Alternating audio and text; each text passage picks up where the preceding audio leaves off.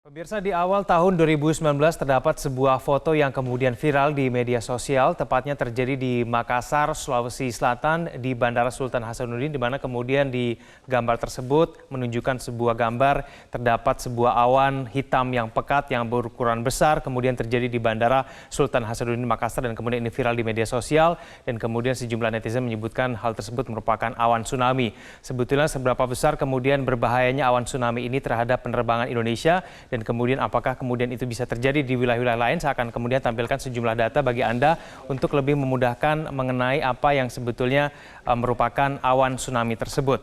Kita tahu bahwa pada awal tahun terjadi memang sebuah foto yang viral dan kemudian oleh netizen itu disebutkan sebuah awan tsunami. Sebetulnya menurut istilah ilmiah ada sebuah istilah yang kemudian lebih menggambarkan mengenai awan tsunami tersebut merupakan awan cumulonimbus. Awan tsunami merupakan sel awan cumulonimbus yang berukuran besar. Namun kemudian sejumlah masyarakat karena melihat pemandangan awan hitam yang berbentuk seperti gelombang besar, seperti layaknya tsunami yang terjadi di sejumlah wilayah Indonesia tersebut, kemudian akhirnya mulai menganggap itu mirip dengan tsunami dan kemudian akhirnya menamakan hal tersebut sebagai awan tsunami.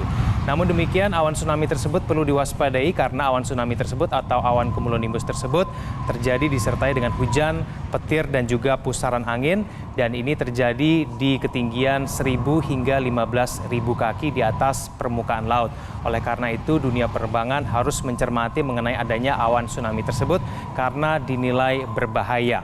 Dan kemudian dapat kami sampaikan juga pemirsa bahwa dalam awan tsunami ini disebutkan sangat berbahaya bagi penerbangan karena kemudian awan cumulonimbus ini terdapat partikel petir dan juga es. Dengan adanya partikel petir dan juga es ini maka dikhawatirkan adanya pembekuan terhadap mesin pesawat kalau sebuah pesawat memaksakan untuk melalui awan tsunami tersebut. Menurut informasi memang yang terjadi di Bandara Sultan Hasanuddin Makassar, Sulawesi Selatan tersebut mengakibatkan 5 penerbangan sempat tertunda penerbangannya karena mereka memilih untuk menjaga jarak aman, memilih untuk berputar-putar di atas wilayah Sulawesi Selatan karena dikhawatirkan ketika sebuah pesawat memaksakan diri untuk kemudian menembus awan tsunami tersebut maka bisa menimbulkan kerusakan terhadap mesin.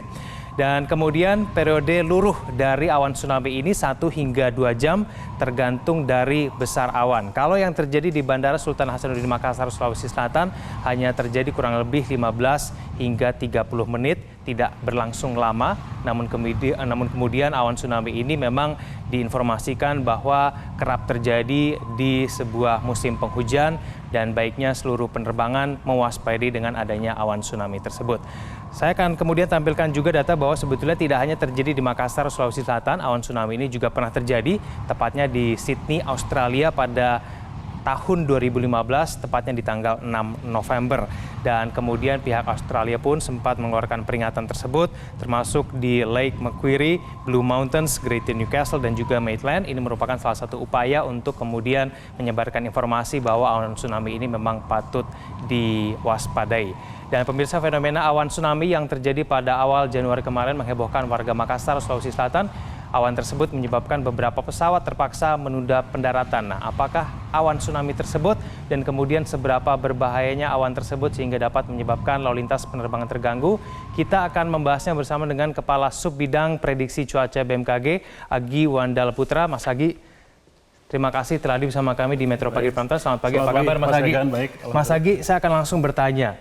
Ini sebetulnya masyarakat perlu khawatir tidak sih dengan adanya awan cumulonimbus atau awan tsunami tersebut karena kan membuat gangguan terhadap penerbangan terjadi di Makassar. Bagaimana Mas Agi? Sebetulnya kalau bicara dengan terkait cuaca penerbangan, sebetulnya BMKG itu sudah hadir di seluruh titik ataupun bandara untuk keperluan take off dan landing. Sebetulnya ada seorang pengamat yang menyampaikan informasi terkait beberapa jam ke depan kira-kira akan hujan atau tidak, misalnya akan ada awan cumulonimbus atau tidak, itu sudah diinformasikan. Jadi terdeteksi ya oleh alat BMKG ya? Ada juga namanya radar cuaca. Nah, radar cuaca itu juga bisa mendeteksi area mana di sekitar aerodrom biasanya kita sebut ya, di sekitar bandara yang memang akan muncul awan cumulonimbus ataupun kita mendeteksi di mana posisinya. Dan itu biasanya kita relay ke kawan-kawan air traffic controller yang kemudian meneruskan ke para pilot untuk mengetahui sebetulnya ini aman atau tidak. Sebenarnya tidak perlu khawatir tentang hal itu. Sudah ada regulasi sebenarnya di dunia penerbangan untuk menginformasikan beberapa jam ke depan safety atau tidak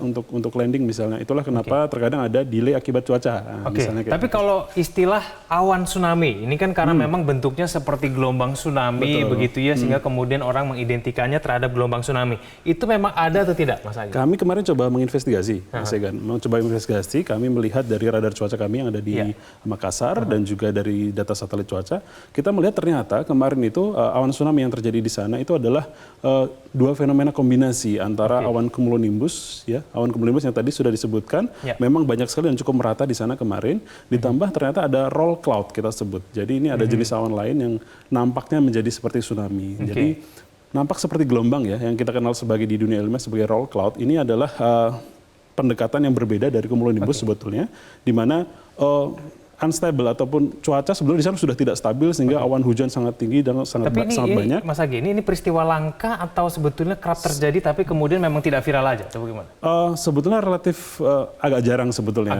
Kemarin beberapa waktu yang lalu kita deteksi juga ada di Kalimantan begitu ya. Tapi dua kombinasi awan ini memang agak jarang. Kemarin secara merata cukup banyak cumulonimbus di sekitar Makassar. Itulah kenapa sampai di banyak pesawat RON gitu ya, pesawat RON dan juga di delay beberapa penerbangan dan juga awan roll cloud-nya sendiri ini yang berbentuk seperti tsunami itu karena memang kurang lebih dekat dengan permukaan itu terjadi perbedaan suhu dan kelembapan yang cukup signifikan. Terjadinya pada saat kapan saja nih, Mas Agi?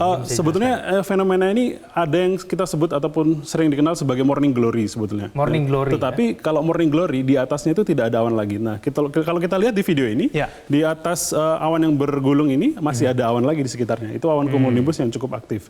Sehingga fenomena ini adalah kami mengidentifikasi sebagai dua fenomena yang berkait sehingga asumsinya memang ada gulungan awan yang cukup tebal sehingga dari sudut pandang pilot pun ini lebih baik memang dihindari. Tapi memang tidak boleh, paling tidak penerbangan apapun, pesawat dengan jenis apapun memaksakan masuk ke dalam awan ini? Tidak. Jadi untuk kawan-kawan penerbang memang awan dari jenis cumulonimbus khususnya ini sangat berbahaya untuk penerbangan sehingga memang sebaiknya dihindari karena sebetulnya tidak hanya di dalam awannya saja tetapi dari sisi di bawahnya kemudian sekalipun di sampingnya. Jadi banyak sekali interaksi angin yang ada di dalamnya, Mas Egan.